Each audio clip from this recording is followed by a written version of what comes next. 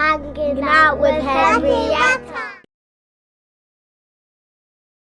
Sarah, please introduce yourself. So I'm Sarah Mulindwa. I am a TV presenter. I used to be a radio presenter. I'm a fashion editor, and I also work in sexual health. So I'm a qualified nurse.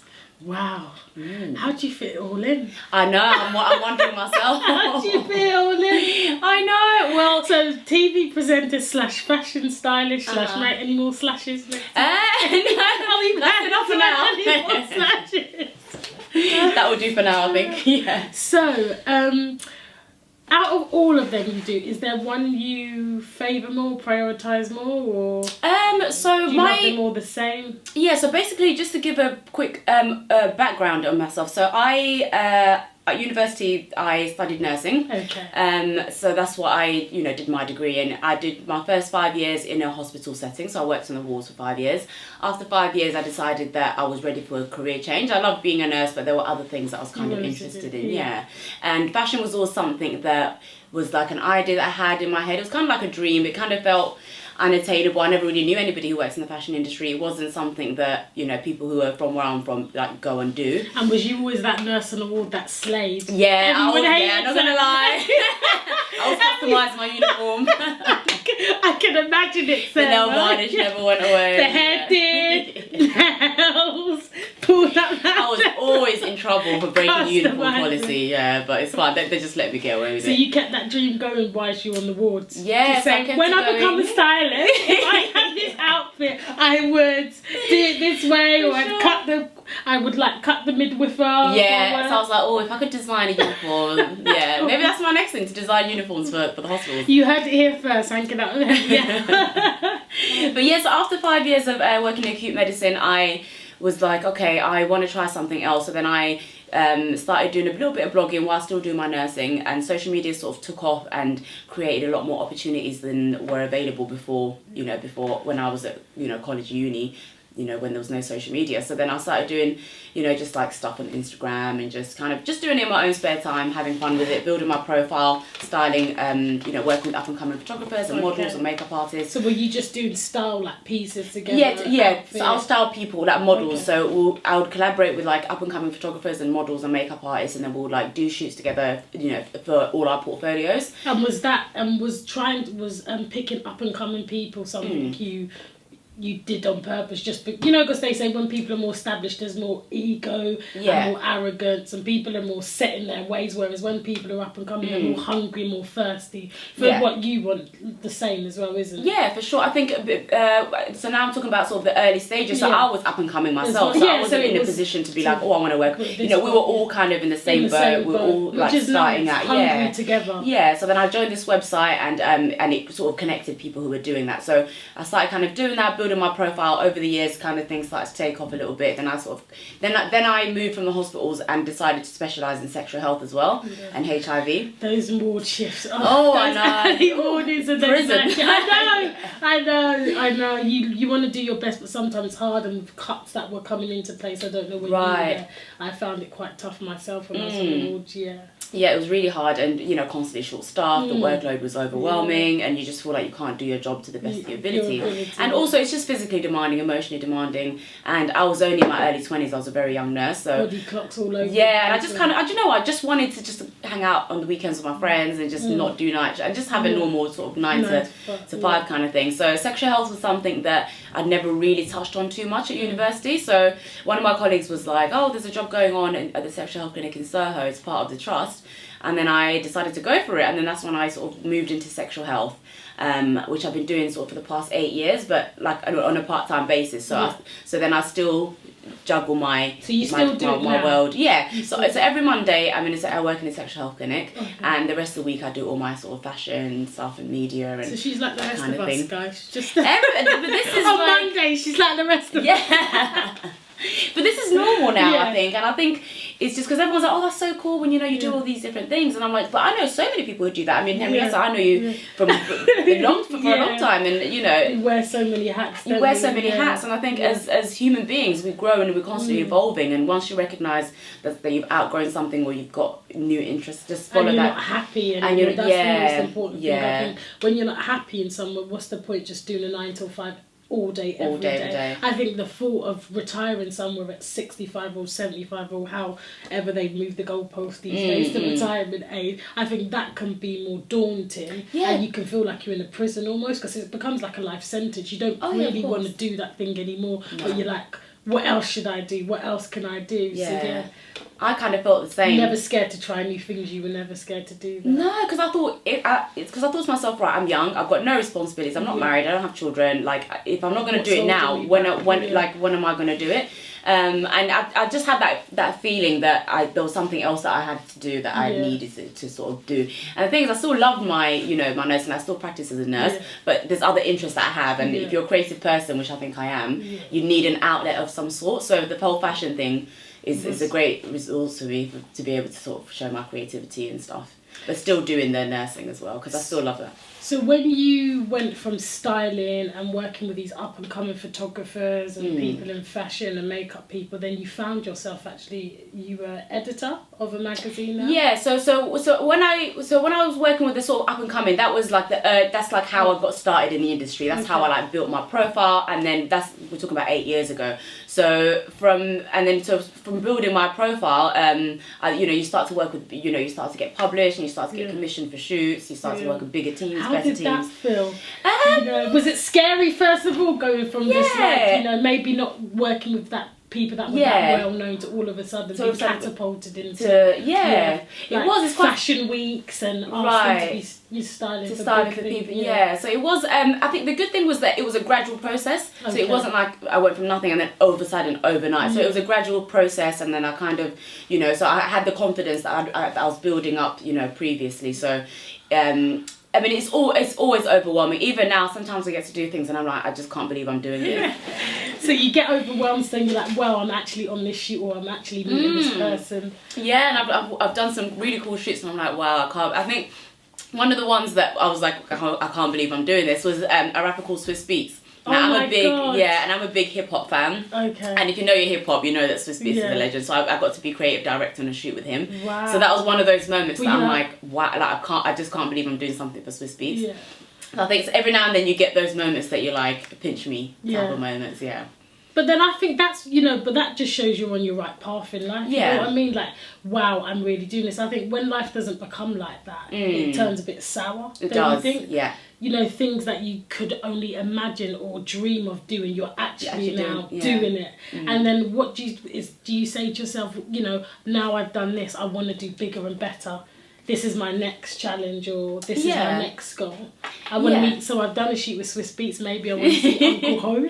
Oh, listen. Sarah loves to be a Henrietta knows I always said the day I start Jay-Z, I'll retire. There's nowhere else for me to go in my career. I love my Uncle Ho. Everybody knows that. I'm the biggest Jay-Z fan. So yeah, I've always said the day I meet Jay-Z, I'll work with him in some capacity, then I'll know that I'm done. Oh, it's time to move on to something else. And Beyonce's there, you better holler at. I know, right? The Queen. He's married to the Queen. I know, for sure. Yeah, big up Beyonce as well, for sure. So Swiss Beats, I know you did some work with Getz, because I love Getz. I love Getz. I've been listening to Getz since I was 16. Yeah, I love him. He's got something to say. He's very positive. It's always like inspiring. And after that Black Rose track, Black Rose was really important. That was all over that. So that's when I was like, right, we need to do something with Getz. I was like, we need to get Getz. And do you know what? Probably one of the nicest people I've ever worked with. And I never perceive him to be that way as well. Like, he's just so humble. But everybody who works with him says the same thing. Everyone's like, he's just such a nice guy. Who's just really respect. When you meet somebody and just like, you are raised properly kind of thing. Yeah, he's that kind of guy. But very easy to work with, very sweet. And I'm a massive fan. I've been listening since I was 16. So when the whole movement started back in the day, when I was in college, I remember the whole thing. So yeah, that was a good person to work with. So how did you go from, your up and coming journey? So when did you get catapulted into like being like an editor? Like, because you get more control then, don't you? Yeah. You become a bit more of a boss. You have people kind of working underneath you, or people that have to answer to you. So is that a bit of pressure? Yeah, I mean, So with the whole fashion editor thing, I had taken about 2-year break from being a stylist, and I was kind of focusing. So I used to do radio, and I did radio for about 4 years. And through doing radio, I kind of built my profile as a personality type of thing. So I'd focus more on doing presenting stuff and collaborations with different brands, and just sort of working on my own personal stuff. And so the styling, I sort of put it to the back burner for like 2 years. I wasn't really thinking about going back into it in that way. Wow. Yeah, I was thinking about doing other stuff within fashion, but not so much styling. Okay. And then a really good friend of mine. Your foot in the door, so so I was kind of like, and I kind of, knocked it on the head a little bit. And then a good friend of mine, she was the senior fashion editor for a magazine, the magazine that I'm the senior editor for. It's called 1883 magazine. Okay. So at the time she was like, Sarah, I'm looking for a deputy editor. And I was like, oh God. Because I remember it's hard work styling, and when you've done it for a while, you can burn out. So I was like, oh God, the thought of like lugging my suitcases around and all the stress and stuff, and making sure everyone's happy with their outfit. Yeah, exactly. And do you feel like a pressure in case people take a picture of somebody you've styled and then they slag it off and slate it and think I don't like it? I mean, is that the pressure you feel with it? Or? Not so much, because with styling, there's different types of styling. You can do corporate styling, you can do red carpet, you can do editorial. So I never really do celebrity styling on red carpet. So what kind of styling do you do? I do more editorial, which is like stuff for magazines. So like let's say we're doing an interview with Henrietta, I'll do the styling and when I'm big. Yeah, there you go. You know he's gonna be on Spanish. She's it already. Yeah, I'm just saying it out for now. But yeah, so I don't do red carpet styling. Okay. Yeah, so for me, I don't have that pressure of, oh my God, I've dressed somebody and now they're going to get packed really badly. You chose to do that? Yeah, also because I do other stuff and I go to events and stuff, it's almost a bit of a conflict of interest if I'm going to events and dressing people. I'd rather just focus on what it's hard enough dressing yourself that I'm like, I don't want to then dress people to go to the same events and I have to dress myself. And it just wasn't something in styling. So your friend was you said she was a senior, yes, and then she said to you there was a post going. Yeah, and she was looking for a deputy editor, and I didn't really want it. And then I was like, oh my gosh, you're gonna jump at the opportunity. No. I know from the outside looking in, it sounds great, but I'd been doing it for a while now, and I'd kind of gotten what I'd wanted out of it. I wasn't really looking for a styling job. Or pressure, I was quite happy doing my own stuff and looking after myself, kind of thing. You get selfish after a while, but then I remember. Wait till you have children. That's what I'm saying. That's why it's not happened yet. I'm not ready to give up. But no, and then I was like, oh, I don't know. But then I thought to myself, and what I've always been saying, especially with our community as black people, is that a lot of times why there's not a lot of positive representation both in front of the camera and behind the scenes is because there are not enough jobs in fashion, enough black people in positions of power to make decisions. And I've been saying this for a long time, there's not enough black fashion editors, and the reason why people culturally appropriate all the time and just steal our ideas, credit it to themselves and all this kind of thing. It's all well and good putting black models and models of colour and putting mixed race models and all this and Asian, it's great.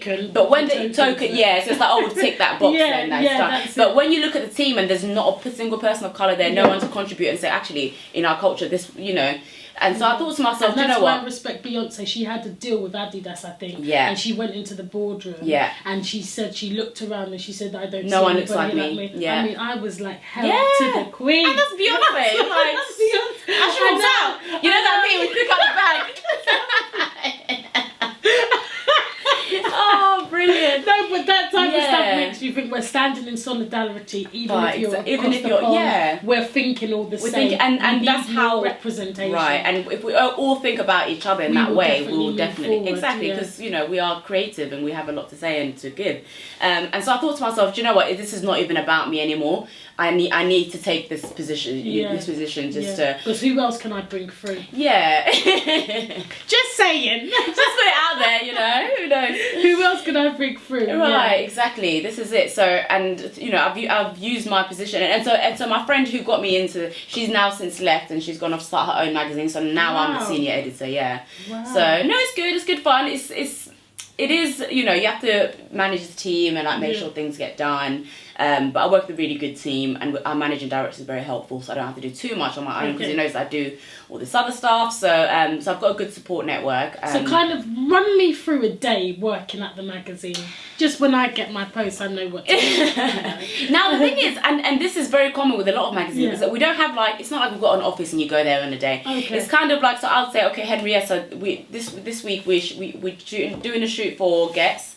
and Swiss Beats and Beyonce, for instance. So then what I'd have to do is, and I can do it from wherever, I can either work from home, or I've got a private membership in, you know, a few places in London, so I tend to go there. So what you do is you use a lot of shoot production. So I'll find a venue where they send emails, call, find source location, put together a team, you know, ordering food for the shoot, basically do everything. So we shoot on location, so it could be in a studio, it could be in a bar, wherever we're doing that particular shoot. So it's just more about production and making sure that everything kind of gets done, and then all the paperwork, you know, we kind of do it, we work it, you know, from a space in a Soho house. So sometimes we'll have our meetings there, and then everyone will be like, okay, so we're doing this feature on this person, so Henrietta, you're going to do the write-up for that, and then Sarah, you're going to do this. So it kind of works in that way. So it's not like and then, you know, if it's shoot day, then you can spend your afternoon going to appointments, you know, looking at samples for shoots and picking up, you know, what you want to use, you know, talking to the PR companies, you know, talking to brands and saying, okay, Gucci, we're doing this feature on Gets. Have you you know, got could you? any? Yeah. So for Gets, I used I collaborated with Gucci these days. I know it's not easy getting those connects. Let me tell you, I had to beg and plead. But once you get your foot in the door and they know you, then it's fine. So with Gets, I worked with the team from Alexander McQueen. So I had a meeting with them, and we're like, okay, we're gonna use those clothes. There's a lot of politics and fashion as well, so they were paying for certain things, so we're like, okay, cool. And so I started from that, using some other bits and stuff. So it's a lot of meetings, it's a lot of going and looking at clothes, it's a lot of production. So my days, I'm always all over the place. Everyone's like, Sarah, how'd you stay slim? I'm like, I'm always on my feet, I'm always running up and down. But that's how I love working like that. I love working like that. Not in the same place, the same space, the same faces. And it's always good to expose yourself to new things, and you learn more that way, I think, as well. Oh yeah, for sure. So you go from styling with an up and coming team to finally, I don't know, becoming an editor of this amazing magazine. So you go from bottom to the top. In terms of your fashion career, and then you go from not the bottom, but you go from a mediocre platform, being in the clinic, to now being on TV, the sex clinic. Sarah, it just doesn't stop. Like, tell us what's the key? How do you do it? How do you do it? We need to know what she's drinking, what she's eating. Do you know what? A lot of times it's been the right place at the right time. Honestly, So we need to know how we be at the right place at the right. Yeah, we need an article, Sarah. Where to go at what time? Oh god, the sex clinic. The sex clinic's an interesting one. So obviously we know each other for a while now, and you know that I'm a sexual health nurse. So obviously everyone knows that I work in media and that kind of thing, and I have a friend who is a casting director. She wasn't working on the sex clinic, it was called the Sex Testers initially, but she wasn't working on the show, but she knew somebody who was casting for it. So they were looking to put together like a medical team to do this new show about sex and relationships, to encourage young people to go to a sexual health clinic, because we're seeing a massive increase in STIs being diagnosed in England. Like every 4 minutes we're diagnosing an STI according to Public Health England.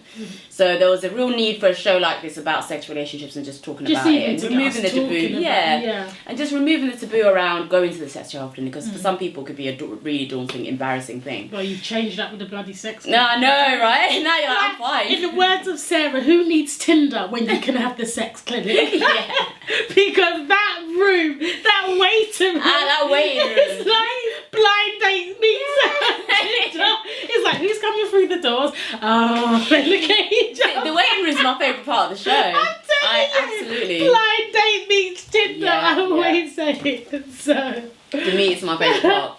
So they commissioned this show. You managed to be at the right place at the right time. Yeah, it wasn't like I applied for it or seeking to be on set. Like for me, because my nursing career is my first thing, I was kind of like, the fashion stuff is where.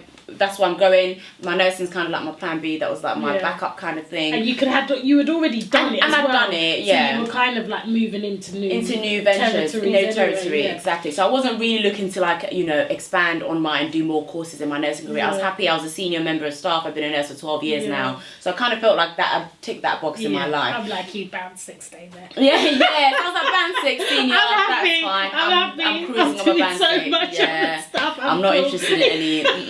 Keep the band 8s. It's fine.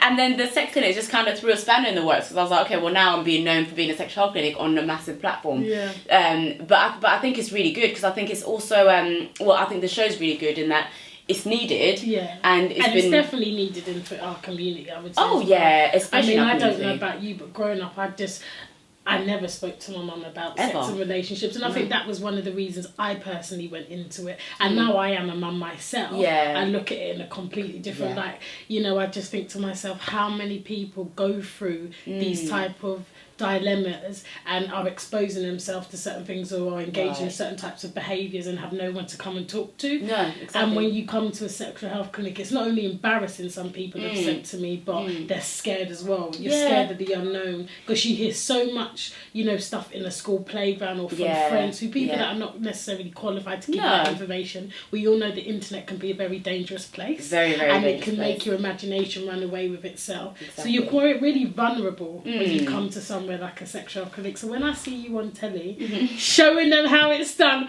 bossing it like Sarah does, you're so calm and collective, you know, it's just really, really nice, and we're so proud. We're so proud of you, and I'm here champion for you out here. Oh, I know you do. You honestly, I told my mum I was coming Henrietta. She's like, oh no.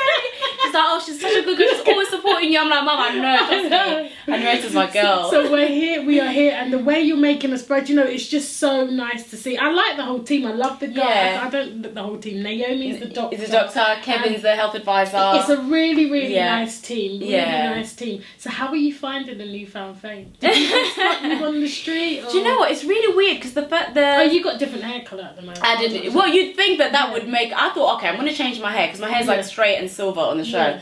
And then once it aired, I like changed it, and I went from blonde. Now it's curly. I want to get it braided. Yeah. And I thought, oh, no one's gonna recognize me when I have different hair.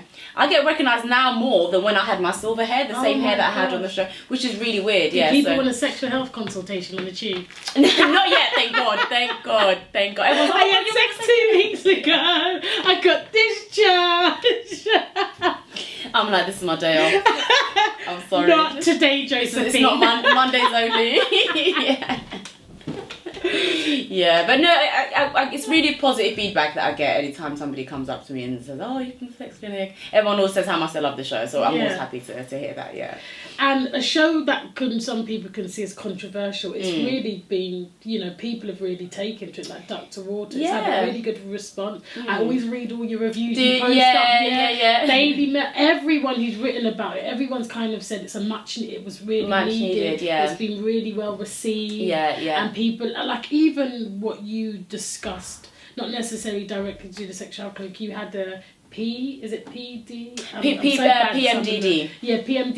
Even you yourself were, you know, disclosing stuff you were going through. So it's almost like you were making yourself not vulnerable, but you were putting out things that you've experienced. Yeah. So for me as well, for someone watching the show and someone that knows you, I thought, how nice is that? People always love someone that can come and say, well, I'm going through something as well. Yeah, exactly. So even though it's not necessarily sexually health related, you go through this thing. As human beings, and that made me like, oh my god. So I bet everyone's like, oh my god, she's so relatable. She's not only so nice, but she's going through something. Have you found that response? Yeah, everyone's been like, oh my god, that's so brave. Like, well done for talking about it. And everyone said, you know, I think the I didn't introduce it properly. What it premenstrual dysphoric disorder. That's what it was. That's what it's. Yeah, so it's like PMS. Everyone knows what PMS is, which is when, you know, women before they get their menstrual cycle, they have hormonal changes that affects their moods. They have physiological changes and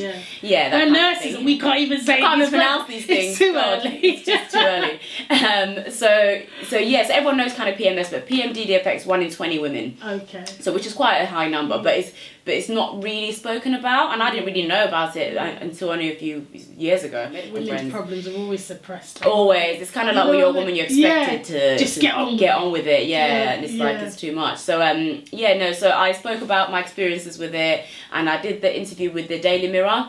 And it just got picked up by so many different publications, and it sort of took on a life of its own. And I had so many women getting in touch, just saying, I think this might be me. And then I was supposed to go on BBC Breakfast to talk about it, but then I couldn't in the end because it clashed with something else that I was committed to.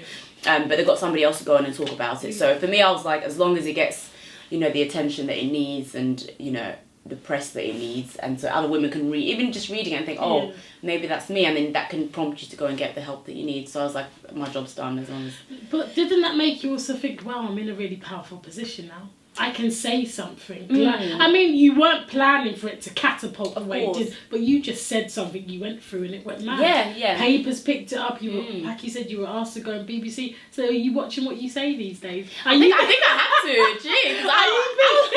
Every day I'd wake up and I'm like, okay, now this newspaper, then it's in this magazine, and I. So if you say something different, maybe not to do with what you're going through, but anything else, are you scared that it could be taken out of context and it can? Yeah, I think we all know now, especially like you can't breathe without offending somebody these days, you know. And social media, you know, everyone will take everything literally. You can't banter without saying the wrong thing. So I'm very and the thing is I'm always cracking jokes as well. So I'm kind of like, okay, I need to be careful with what you say, how you say things and stuff, because I think that was a good lesson in that, especially with interviews. Like, be careful what you say and because I mean. You're a fairly polite, lovable person, but like you say, it just takes the wrong person to take it out of context, and that's it. Yeah. And I think sometimes one person can say something and it can be all right, and someone else can say something and it becomes. We know. The double standard about having to the good thing is I'm not a massive like Twitter person, so I'm not worried about tweets from like 10 years ago. I'm not the type. I'm not very vocal, opinionated on social media kind of thing. So, and I think that comes from being a nurse. You kind of do have to be neutral. You can't really be. You kind of have to stay a little bit on the fence with things, so you're not seen to be too judgmental or discriminatory or anything like that. So I think I'm just used to keep my opinions to myself anyway. So I think now, ever since that article came out, I'm like, okay, things can go viral. People are watching. Because you forget. I always forget. I think, it should be you. It's only my friends and my family, really. And but you never know who's watching. So what's next, Sarah? Oh, next. Okay. You're still staying at the magazine. You're still going to do stuff for the magazine. Yeah, so I'm still gonna. So with the magazine, I'm gonna sort of wind down a little bit, just because I'm sort of focusing on other things. We're filming I don't know if I should call it the second or the third series of the Sex Clinic in July. So we're going to film that series. It should be out later on in the year, so that's exciting. I'm going to be doing just a few other things I can't confirm. I can't say for sure. TV or not TV? TV, a bit of TV, a bit of radio, a bit of podcast. I'll still be doing stuff at the magazine as a contributing editor, so I'll still be overlooking a lot of things. So I'll still be keeping all my fingers in so several when can pies. you tell us all these exciting things you're doing? Give me a couple of months. Okay. I'll be back. Okay. I will be back. So when should we be looking out for this stuff? So the next series of the Sex Clinic should be around September, October time. I'll confirm once I know. We are filming in July, and then I'll know a little bit closer to the time when it will be out. But it will be back this year, the next series, so look out for that. And everything else that I'm working on, I'll have to just for now. Keep it still. Yeah. So before you go, somebody that's out there thinking, I'm a nurse, I'm doing my normal 9 to 5 job, I don't know, working in the office or whatever, but I want to try something different. I want to be brave like Sarah. I want to just take that step. I want to jump. I don't want to keep on sitting and thinking about should I not. What is your advice? Because the purpose of our podcast is to inspire, motivate and empower. That's right. So you need to, how do we get inspired to take that step, and how do we motivate ourselves and empower ourselves? I think take it one day at a time. Don't be put off by how long the process will take, because people think 3 years, or even if it's just going back to school to learn to learn a new vocation or something. If they are 3 years at uni, I can't really. That time, if God willing, that time will pass anyway. So in 3 years time, if you're still in the same position, just ask yourself, where do you want to be in 5-10 years? Like, what future do you see yourself? And then just take the steps that you need in order to make that change going. So it just depends on what field you kind of want to go into. But what I would say is take every day as it comes. Do something every day. Spend 1 hour a day doing something that's going to help towards your dream. And I read that in the book, and it actually helped. 1 hour a day doing something towards, whether it's doing your podcast or whether it's painting, whatever it is that you see yourself doing. Dedicate 1 hour of the day. Every day. Whether it's studying. I'm taking notes, guys, as well, don't you? And that's all it takes. All it takes is 1 hour in your day. We've got 24 hours, and everybody can spare 1 hour. We can all spare 1 hour to do something. Hanging out with Henrietta.